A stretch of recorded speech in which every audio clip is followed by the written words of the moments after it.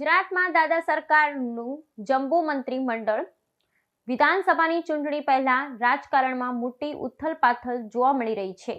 આજે સવારે 11:30 વાગે ગુજરાતમાં નવા મંત્રીમંડળની રચના થશે। ગાંધીનગરના મહાત્મા મંદિર ખાતે શપથ ગ્રહણ સમારોહ યોજાશે, પરંતુ આ પહેલા અહીં તમામ 26 મંત્રીઓની યાદી સામે આવી ચૂકી છે। મુખ્યમંત્રી ભૂપેન્દ્ર પટેલના નેતૃત્વ હેઠળના ભાજપ સરકારના મંત્રીમંડળનું વિસ્તરણ કરવામાં આવ્યું છે।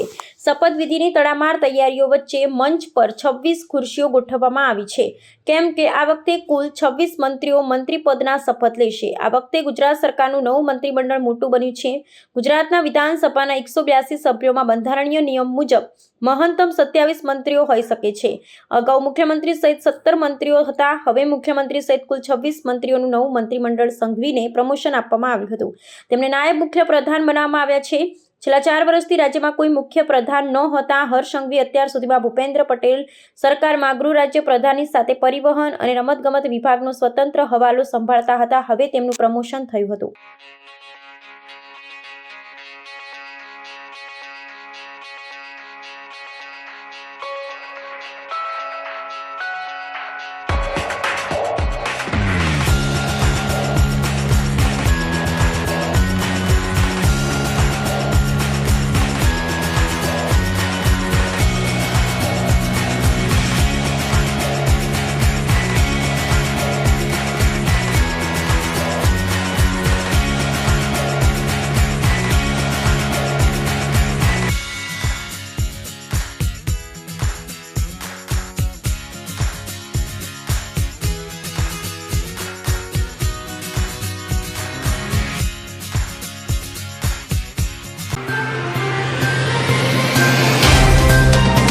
तो व्हाट्सएप, ट्विटर, फेसबुक, इंस्टा जहाँ भी आपका अकाउंट है, इसे शेयर बटन के द्वारा वहाँ पर शेयर करें।